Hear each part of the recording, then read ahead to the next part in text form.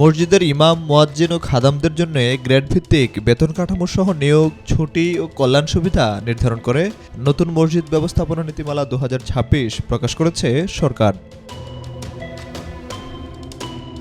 নীতিমালায় বলা হয়েছে, খতিব ছাড়া মসজিদে কর্মরত অন্যান্য জনবলের জন্য ২০১৫ সালের জাতীয় বেতন স্কেল অনুযায়ী গ্রেড ভিত্তিক বেতন কার্যকর হবে। তবে আর্থিকভাবে অসচ্ছল এবং পাঞ্জেগানা মসজিদের ক্ষেত্রে সামর্থ্য অনুযায়ী বেতন নির্ধারণের সুযোগও রাখা হয়েছে।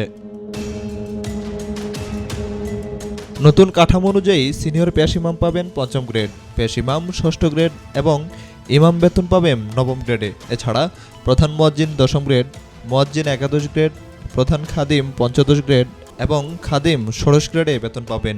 জাতীয় বেতন স্কেলের ৫ম গ্রেডে মূল বেতন শুরু হয় ৪৩,০০০ টাকা থেকে। নীতিমালায় মসজিদে কর্মরত জনবলের কল্যাণে আবাসন ব্যবস্থা, মাসিক সঞ্চয় এবং চাকরি শেষে এককালীন সম্মাননার কথাও বলা হয়েছে।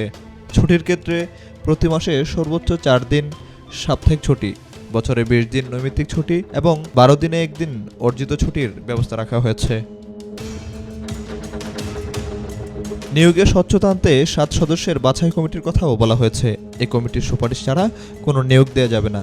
এছাড়াও মসজিদে নিরাপত্তা প্রহরী, পরিচ্ছন্নতা কর্মীর নতুন পদ সৃষ্টি, নারীদের জন্য পৃথক নামাজের ব্যবস্থা এবং মসজিদ ব্যবস্থাপনা কমিটির সদস্য সংখ্যা বাড়িয়ে ১৫ জন করার কথাও নীতিমালায় বলা হয়েছে।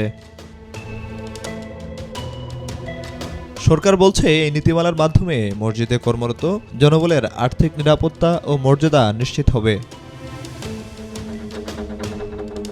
Desk report, B News 24।